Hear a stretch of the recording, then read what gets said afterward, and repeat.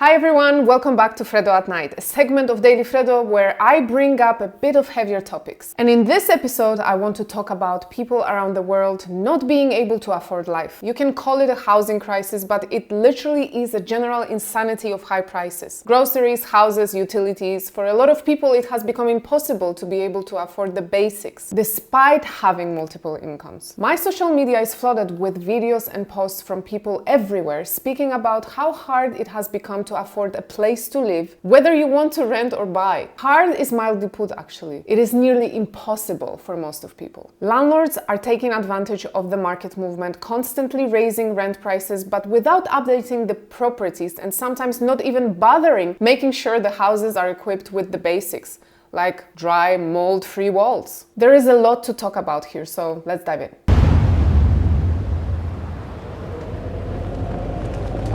I want you to check out this short video compilation that really summarizes the general mood of this critical situation. It's to a point where people can't live. This amounted to $100. Like, this isn't even barely anything to feed me for a couple days. And the government's response to that is, oh, hey, everybody, aliens are real. We don't give a fuck about aliens. We're trying to afford a roof over our head. I refuse to continue living my entire life like this. I'm not going to struggle my entire life. Prices on everything are up, from food, gas, rent. Instead of $60 to fill up your gas tank, it's $140. 99 cents for eggs, it's $3. Rent's going from $3,000 to $5,000. All that shit adds up. Wages aren't going up fast enough. Wages have gone nowhere. So what did most of us have to do, myself included, with the extra $400 a month I was spending on gas? I had to use my credit cards. The f are we working so hard to make money for other people to use and steal our income just for us to never see it? I don't know what to do anymore.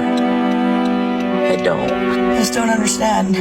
At one point, I thought I had some sort of a purpose. I'm working just to basically pay bills, just to survive. Why can't we all collectively come together and agree that we just don't want to do this anymore? If our backs are their table, what do you think is going to happen when we stand up? You're getting paid to just hand it back over. We're stuck in this ridiculous loop, and it's heartbreaking that so many people are going through it right now. It is not an America or Canada or UK problem. It is a worldwide crisis. We are all in this right now. Some users said, they say money doesn't buy happiness, but when 90% of my problems are financial, I'd solve a lot of my stress and mental health problems. Yep, someone answered, money may not buy happiness, but I would settle for just being able to afford to live another day. How messed up. Another person says they absolutely keep us broke, hungry, and divided. And another one, I am making more money than I ever have, and I am more broke than I've ever been. Yes, a lot of people take up extra shifts, second or third job. They are searching for online side hustles just to bring a little bit of extra money, all while bombarded with posts on social media showing off lavish lifestyles, people traveling, living in a castle, buying designer clothes, and basically living the dream. It has never been more clear that the middle class is being erased, and the gap is just growing and growing. Older generations had their struggles, but it was much more realistic for any average person to be able to afford a dignifying life. This Australian creator did a very good job illustrating how life affordability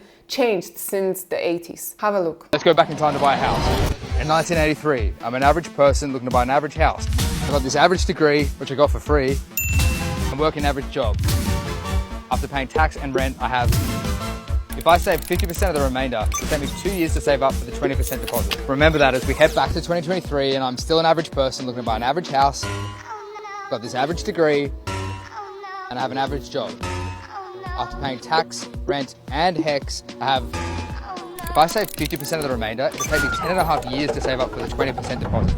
It's clear that it's not just lazy, layabout young people sipping latte that's causing the problem. It would take me 84 years to save up enough money if I skip having a latte every day just for the deposit. I don't have 84 years left.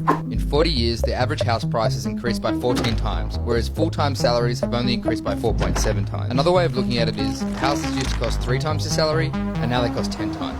All things being equal, you'd have to be making $300,000 a year to benefit from that same 3 times ratio. You might be thinking $90,000, wow, that's high. It is. That's because CEOs and vice chancellors taking home millions inflate the total pool of income and skew the average high. If we look at the median, that is the figure in the middle of all figures, that's around $48,000. So if you're making more than that, you're making more than 50% of all working people in Australia. And still, housing is so far out of reach. There's something bigger at play here. Depending on where you are in the world, those numbers will be similar, more or less. We are all facing the same show. Here are some comments on the video. Even if it takes you 10 years to save 20%, the price of house would have doubled again. Yep. And another one, had to get my mom to actually sit down and look at housing for an hour to realize the price. Then I showed her my payslips. She cried. Yes, that's something younger generations are dealing with, the opinionated parents and grandparents, or boomers. Back then, they could buy a house after 1 or 2 years of saving, could have only one income, afford a car and vacations with their 3 kids. It was a standard for a middle-class citizen. Of course, there was homelessness, economic crisis, communism, and other stuff they had to deal with. But man, if you had a job, you knew you were fine. In our times, having a job doesn't guarantee you the basic standard of living. You need to hustle, you need as many family members working as possible. And it still feels like you are on this planet just barely surviving. Here is a video from an American mother who has adult kids who can't afford to move out on their own. I am so tired of feeling helpless as a parent. Yes, my kids are grown adults. My oldest is 28, my youngest is 25. And I thought by teaching them what I learned, which is you work hard, you get a good job, you're going to get the things in life that you need, right? Worked for me, why wouldn't it work for them? Because it doesn't. Because the world has changed, all right? Yes, I understand struggling is a part of life. We all struggle, but there's a difference between struggling and drowning. So we struggled and it was tough. You know what? We made it. We knew there was a light at the end of the tunnel with our struggle. It seems like kids today, no matter how much they struggle, they just get further and further down the water into the drowning point. When I was their age, I was making less than $10 an hour and I could afford to live on my own. Now you have to be making 6-figure salary to get a decent, tiny little place to live. He went to college, got his degree, got a full-time job. He moved back in with me right when he graduated from college because he said, hey, Mom, as soon as I get a job, which was within 2 weeks of him getting out of college, maybe take me 2 months and I'll save up enough money for me to move out. Okay, cool. It's been 10 months. He has saved almost every dime and still can't afford to live. It's crazy that even if you do everything right, everything by the book, you still can't afford to be an adult. You have to live with your mom because it's just too expensive out there. Maybe that's the problem, doing everything by the book. Time for changes. We in Cyprus are facing the same problem. In fact, I did a video about it a couple of months ago. You can watch it right here. But the recent article I saw predict a gloomy future. Cyprus is facing a housing crisis as young couples are locked out of the property market by skyrocketing prices, while supply is quickly diminishing due to thousands moving to the island. President Nikos Christodoulidis recently called it an unprecedented housing crisis affecting mainly younger generations. The particularly high cost of building a house and the difficulty in securing financing have shut out many of our compatriots from the housing market. And of course, like everywhere else, the government here is being criticized for not doing much about it. We are hosting refugees who escaped from different countries. The government programs to keep them in hotels has come to an end, which means another wave of 3,000 people looking to rent or buy properties. Government is not building housing which could be affordable for locals. We have only luxury multi-million euro worth of villas. The undersupply in properties caused prices to skyrocket, and the only solution is to increase the supply. Mesimeri και Kati on Sigma channel did a breakdown of costs of living in different cities in Cyprus, mentioning that unfortunately the cost of living and housing crisis in Cyprus is not going to improve anytime soon. Βλέπετε εσείς να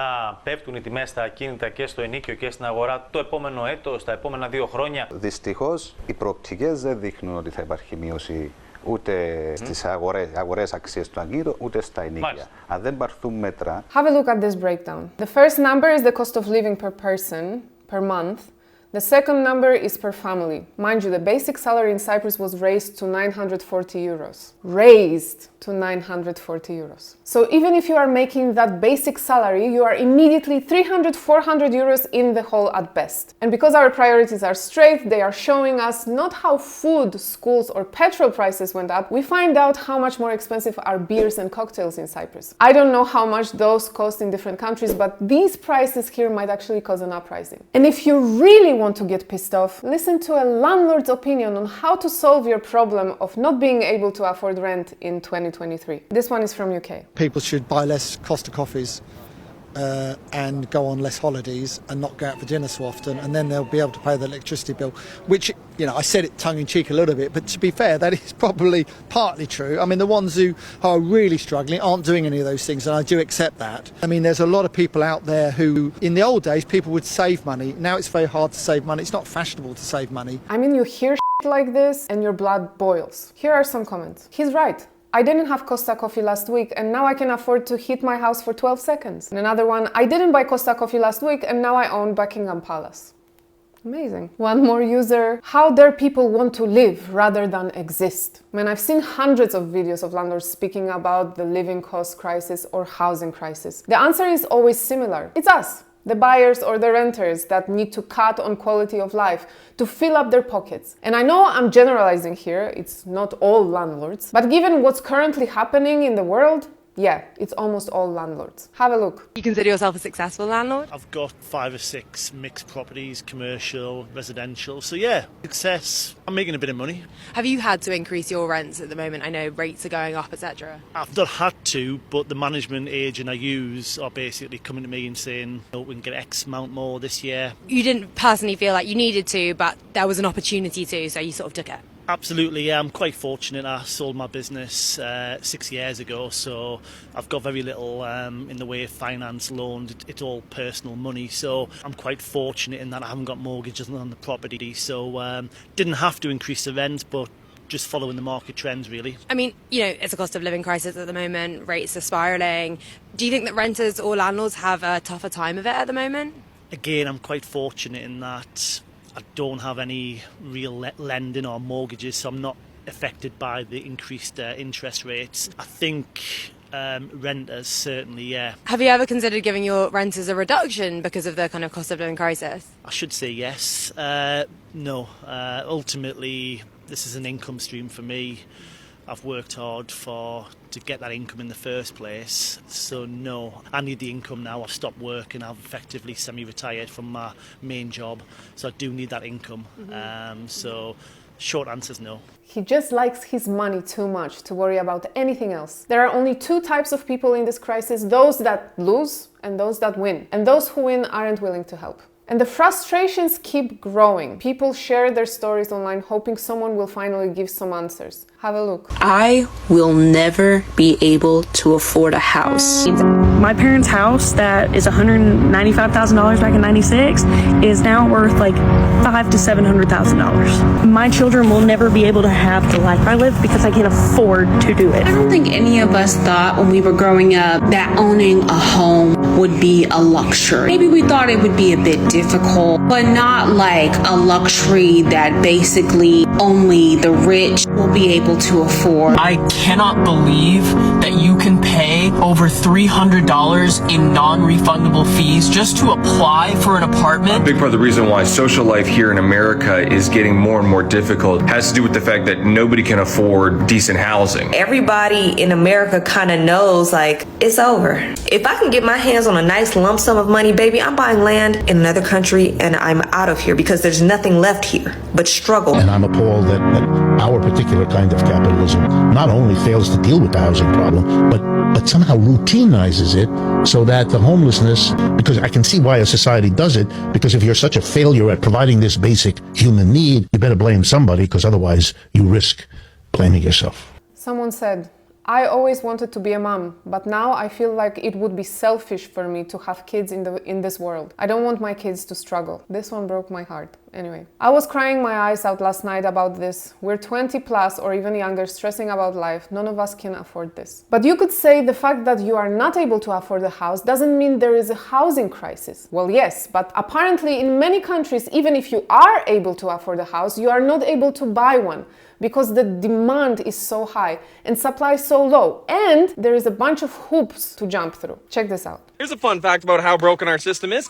I can't own a house either, despite owning 2 successful businesses. I live in my parents' basement. There's a fun fact about me. And don't get me wrong, that's not from lack of trying to buy a house, but they make it incredibly difficult nowadays. First, start a business after university, and they say, oh, you need 3 years of business income. Cool, stay in business for 3 years. Go to reapply, and they say you had ups and downs. You need stable income, but businesses grow. They have ups up and downs. That's how it works. So I give myself a small, steady income, and then they look at things like, oh, you got your pickup truck. You have too much debt. You can't buy a house with this level of income. They say, oh, you don't need 5% down. You need 20% down because you're a business owner. Do you know how hard it is to save up 20% of a house? Despite paying off all my trucks, saving up 20%, it is still incredibly difficult to buy a house because the house prices are going up faster than I can save the 20%. And they say this needs to be done because it's the affordability. Despite running 2 businesses, they don't know if I can handle the finance of buying a house. Don't worry, you can buy an $80,000 pickup instead, $0 down. Someone pointed out here. Meanwhile, rent is twice the mortgage that we can't afford. And another one, mortgage payments 50 years ago were 10% of your income. Now it's over 50%. Not to mention a million other payments you have to make because everything else is heavily taxed, subscription-based, or just ridiculously expensive. I'm so sorry for everyone who is currently struggling with this. I think we are all affected in one way or another. I also know many people already around the world couldn't stand the pressure of this horrible situation and unfortunately ended their lives over it. It's truly tragic, and I am glad people are starting to speak out about it. It might seem like not much for now, but hopefully we can all support each other and force some solutions. Never underestimate the power of pissed off community. But as usual, I want to hear what you guys think, so please let me know in the comments. Here are some more videos from me you can watch, and of course, subscribe to my channel, turn on the notifications to never miss another Daily Freddo